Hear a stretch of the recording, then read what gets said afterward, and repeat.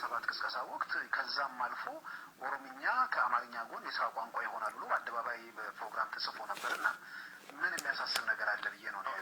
እስከዛ ደረጃ ተሄዷል ነው አዎ እነዚህ ነገሮችን ተብሎም እንኳን በወቅቱ ማንተ ዝም ብለህ በፕሮግራም ውስጥ ጨመርከው እንጂ የጨመርከው ታክቲካል ለሆነ ነገር እነሱን ለማማለል ሌላ ጊዜ ደግሞ ዞር ልትል አይነት ነገር በገደጌ ሰጀ ጉረክያ ጅራ ጅርቱ በገደጌ ሰኑ እንት ከሰኑ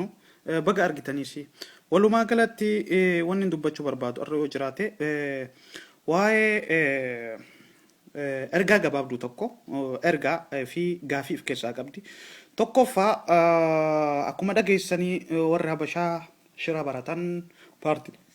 maqaa oromootiin socho'an if jalatti gurmeessuudhaan maqaa Itiyoophiyaatiin keessattuu oromoonni socho'an jechuudha warro waan kanarraa waa hedduu hubannoo argatan abdii qaba maalii fi habashaan har'aa miti taaktikni isiin uummata oromoo itti fayyadamaa turte bubbulee jira haa ta'utii garuu waan isa adda godhu senchara digdami tokkoffaa keessa ta'aniiti akka kaleessaa akka abbootiin jaraatti yaaddutti yaaduun waan hedduu nama ajaa'ibsiisu sanirras dabarsee ammoo oromoo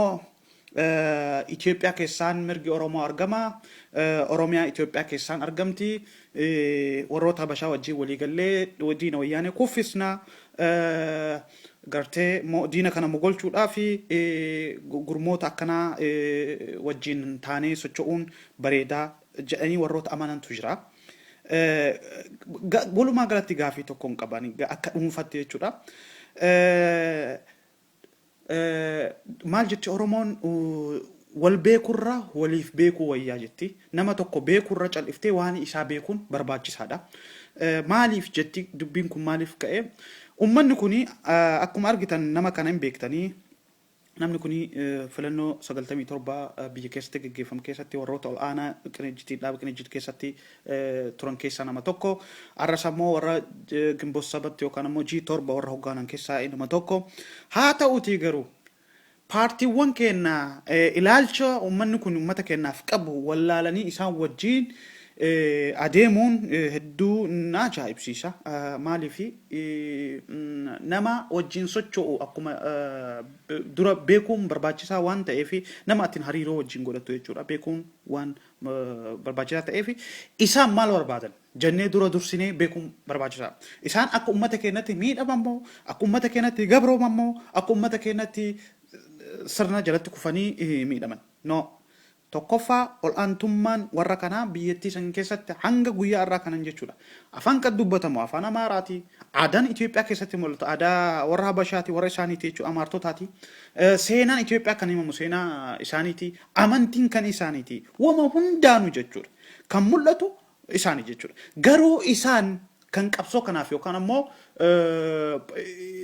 muuvimentii kanaaf bahaniif waa tokko qofa dhabaniiti kan bahaniif dhugaan isaanii dhabamteetii miti wanni isaan dhaban yoo jiraate angoo qofa angoo kaleessa itti abbootiin jaraa ummata oromoo ittiin cafaqaa turte kan angoo san deebisuudhaaf olii gadhamaa'u jechuudha garuu oromoon nama haqa barbaadu malee nama angoo nama cafaquu yookaan ammoo nama ajjeesuu yookaan ammoo nama saamuudhaaf ta'uun qabu jechuudha namni wajjin hidhattu nama akka keetii kan haqa barbaadatu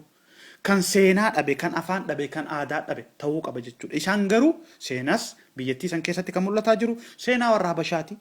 afaanis afaan isaaniiti afaan agarraatti afaan federaalaa ta'e afaan abaraati aadaanis amantii wama hundaanuu jechuudha garuu angoodha kan isaan jedhamu okay kun akka gaafitti kaafnee ilaaluu dandeenya jechuudha kana hubachuunis bareeda jedhee natti mul'ata lammata ammoo akka lammatatti wanni kaasuu barbaadu ummanni kuni sagantaan isaan qaban maalidha oromiyaaf maal yaadu oromoodhaaf maal yaadu hireen okay adeemsa keessatti yoo adeemame achi waliin ga'ame waa'ee sagalee ummata oromoo mirga ummata oromoodhaaf maal yaadu kan jedhu waliin ilaaluun bareeda waan ta'eef mee waliin haalaallu wajjin ilaalle waan isaan jedhan laalleeti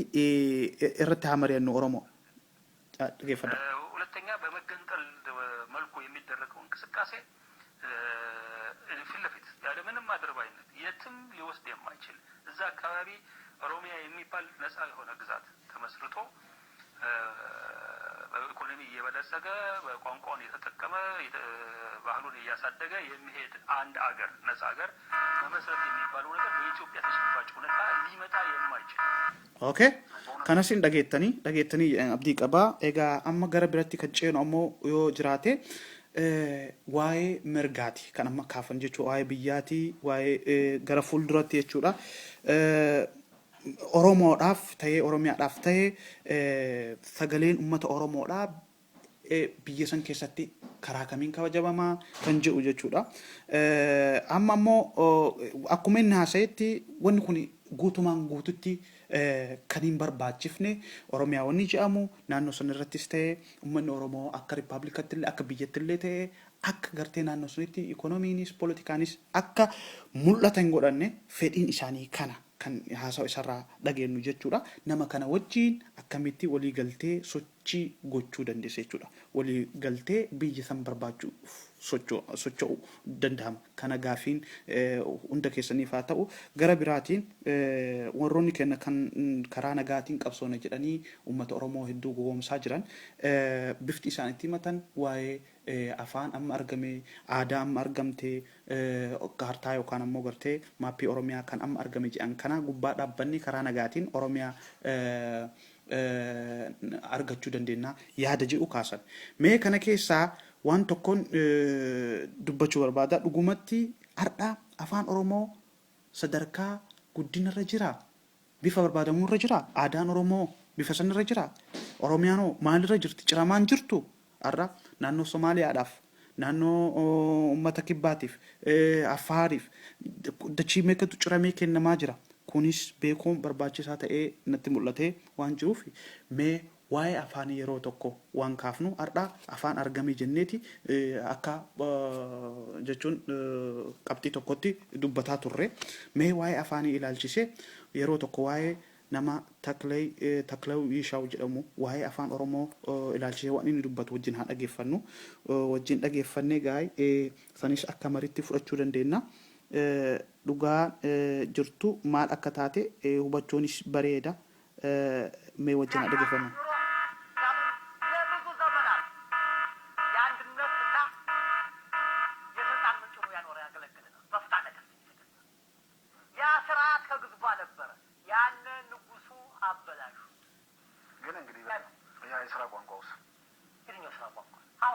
Dhageeffadha.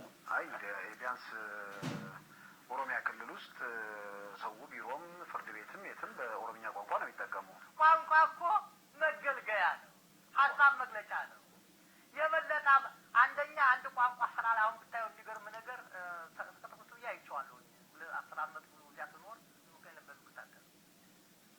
በአማርኛ የተጻፈውን ወደ ኦሮምኛ የተረጎሙት ያ ቋንቋ ባህል ነው። የአማራውን ባህል ነው እየተማሩ ያሉት። አማራ ቃሉ የኢትዮጵያዊ ባህል ነው ብለው እነሱ ግን ከአማርኛ የተረጎመውን ነገር ወደ ኦሮምኛው ሰው እንጂ የኦሮምኛው ባህል አይናገርም። ታል ወራስ አይ ተፈተ kunis egaa irraa akka hubannoo argattan abdiin qaba egaa dhuguma jirtutu kana jechuudha har'a afaan Oromoo guddate jechuunis haga tokko nu dhiba aadaan Oromoonis guddate jechuunis haga tokko nu dhiba maaliif har'a kan argaa jirru biyyattii san keessatti akka sammuu habashatti yaadamee akka amaariffatti dubbata akka oromiffatti dubbatamaa jira jechuudha kana gaa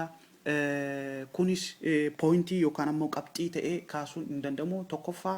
gara dachiitiin mirgi eegan jiraatiin gara afaaniitiinis akkana ji'u warri habashaa beektoonni habashaa walumaa galatti namni mana ofii osoo ijaarratiin mana namaa ijaaruuf deemu salphataa waan ta'eef dura dursinee nuti tokko ta'uun qabsoo kenna moonaa kenna itichuun eegasi ammoo eega galma geenne yaada garagaraa finne feenu wajjin jiraanna saba kana jechuun nurraa eegama malee yookaan ammoo fedhii isaanii guutuudhaaf nuti dhama'uun hedduu ulfaata. Kan gama biratti kaasoo jiraate hanganuma gabaabumatti jechuudha. Wanni jiraatu jiraate wanni bira viidiyoo birarratti qabadhee isinii dhiyaadha. Gabaabumatti Oromoo tokko tahee please wanni ati beekuu qabdu namni bilisoomin tokko paartii ijaarratee yookaan ammoo moonatti galee qabsoon isaa akka galman geenne kuni waan dhugaa jiru maaliif yeroo tokko pirezidaantii Isaayyaas Afwerqii waan jedhan tokko yaadadha yeroo tokko gaazexeessaa wayii gaafatee qabsoon keessan maaliif hagana dheerate waggaa 32 ol loltanii maaliif kun barbaachisee jedhee gaafate maal jedhee gabaabumatti nutii fi jabaa fi shaabiyaan osoo waggaa 10 wal waraanuu baatanii tokko taane dargii ta'ee Haayile Sillaasee kuffisuudhaaf yeroo muraasa nutti fudhataa ture garuu sababa nuti itti wal waraanaa turree fi jaraaf umrii baase waan jedhu tokko dubbate suni dhugaa jiru nuti har'a garuu fiif deebinee taakkoo walirratti taane fi wallaamsheessuun bu'aa hin qabu nama wajjin deemnus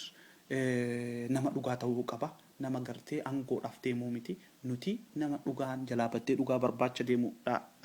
kanuma gabaabaatti dhaamsi kiyyaa nama wajjin deemnuu fi nama wajjin haasoynu nama immoo iccitii kenna wajjin qoodannee